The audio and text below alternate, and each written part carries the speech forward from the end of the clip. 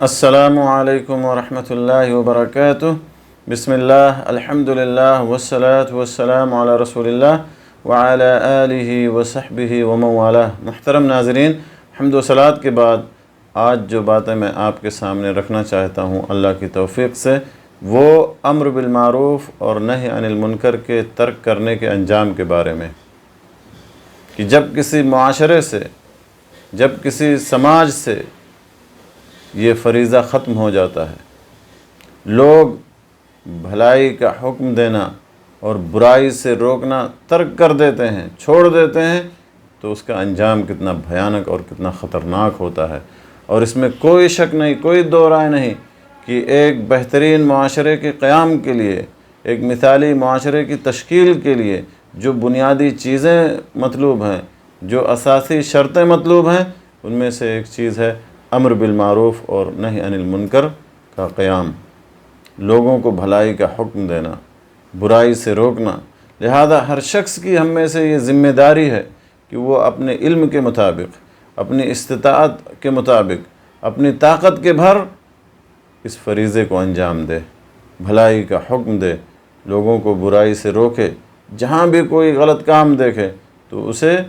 حتی الامکان اپنی طاقت اور اپنی وسعت کے مطابق اسے روکنے کی، اسے مٹانے کی کوشش کرے۔ اگر یہ احساس، یہ شعور ہم میں سے ہر شخص کے اندر پیدا ہو جائے تو یقیناً ہمارا معاشرہ ہر طرح کی برائیوں سے پاک و صاف ہو جائے گا اور اللہ تبارک و تعالیٰ کے عذاب اور عقاب سے محفوظ رہے گا۔ آئیے ملاحظہ کرتے ہیں قرآن اور سنت کی روشنی میں کہ اس فریضے کے ترک کرنے کا انجام کتنا بھیانک ہوتا ہے۔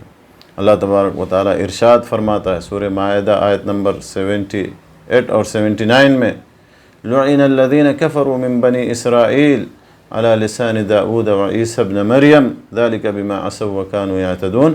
کانوا لا یتناہون عن منکر فعلوہ لبئس ما کانوا یفعلون۔ اللہ تبارک و تعالیٰ فرماتا ہے کہ بنو اسرائیل کے کافروں پر داؤد علیہ السلام اور عیسیٰ ابن مریم علیہ السلام کی زبانی لعنت کی گئی، اس وجہ سے کہ وہ نافرمانیاں کرتے تھے، اس وجہ سے کہ وہ نافرمانیاں کرتے تھے اور حد سے آگے بڑھ جاتے تھے، آپس میں ایک دوسرے کو برے کاموں سے نہیں روکتے تھے، جو وہ برے کام کرتے تھے اس سے نہیں روکتے تھے، جو کچھ بھی یہ کرتے تھے یقیناً وہ بہت برا تھا۔ تو میرے دوستو، اس برائی سے نہ روکنے کی وجہ سے، برائی سے نہ روکنے کی وجہ سے بنو اسرائیل پر لعنت بھیجی گئی۔ اسی طرح سے ایک حدیث ہے نعمان ابن بشیر رضی اللہ تعالیٰ عنہ سے، جو صحیح بخاری کے حوالے سے ہے۔ اللہ کے نبی صلی اللہ علیہ وسلم نے ارشاد فرمایا، مثل القائم علی حدود اللہ والواقع فیہا کمثل قوم استہموا علی سفینہ الی آخر الحدیث۔ لمبی حدیث ہے۔ اللہ کے نبی صلی اللہ علیہ وسلم نے ارشاد فرمایا کہ اللہ کے حدود پر قائم رہنے والے اور اس میں واقع ہونے والے، یعنی حدود میں پڑ جانے والے اور اس کے خلاف کرنے والے کی مثال ایسے ہی ہے۔ حدود کی پابندی کرنے والے اور حدود کی خلاف ورزی کرنے والے کی مثال اللہ کے رسول صلی اللہ علیہ وسلم نے اس حدیث میں بیان کی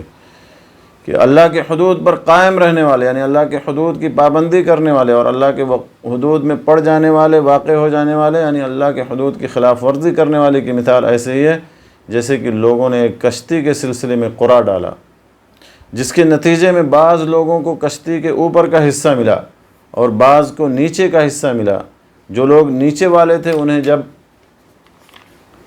پیاس لگتی، پانی کی ضرورت پڑتی، تو دریا کا پانی لینے کے لیے اوپر والوں کے اوپر سے گزرنا پڑتا، جو اوپری حصے میں تھے ان کے اوپر سے گزرنا پڑتا۔ تو انہوں نے سوچا، یعنی نیچے والوں نے سوچا کہ کیوں نہ ہم اپنے حصے میں ہی ایک سوراخ کر لیں تاکہ اوپر والوں کو ہم کوئی تکلیف نہ دیں۔ اب اگر اوپر والوں نے ان کے ارادے سے ان کو نہ روکا، ان کے اس ارادے سے ان کو نہ روکا، تو تمام کشتی والے ہلاک ہو جائیں گے، اور اگر اوپر والے نیچے والوں کا ہاتھ پکڑ لیں تو یہ خود بھی بچیں گے اور کشتی میں سوار سارے لوگ بھی بچ جائیں گے۔ تو اسی طرح سے امر بالمعروف اور نہی عن المنکر کی بھی مثال ہے۔ اگر ہم معاشرے کے اندر برائی کرنے والے، گناہ کرنے والوں کو نہیں روکیں گے تو میرے دوستو معاشرے کے تمام لوگ ہلاک و برباد ہو جائیں گے، اللہ کے عذاب کا شکار ہو جائیں گے۔ اسی طرح سے حذیفہ رضی اللہ تعالیٰ عنہ کی حدیث میں ہے،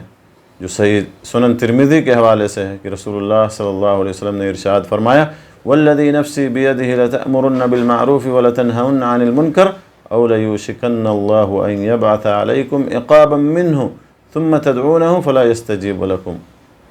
آپ صلی اللہ علیہ وسلم نے فرمایا قسم ہے اس ذات کی جس کے ہاتھ میں میری جان ہے، تم بھلائی کا ضرور حکم دو اور برائی سے ضرور روکو، قریب ہے کہ اللہ تعالیٰ اپنی طرف سے تمہارے اوپر عذاب بھیج دے، پھر تم لوگ دعا کرو گے مگر دعا قبول نہ کی جائے گی۔ تو میرے دوستو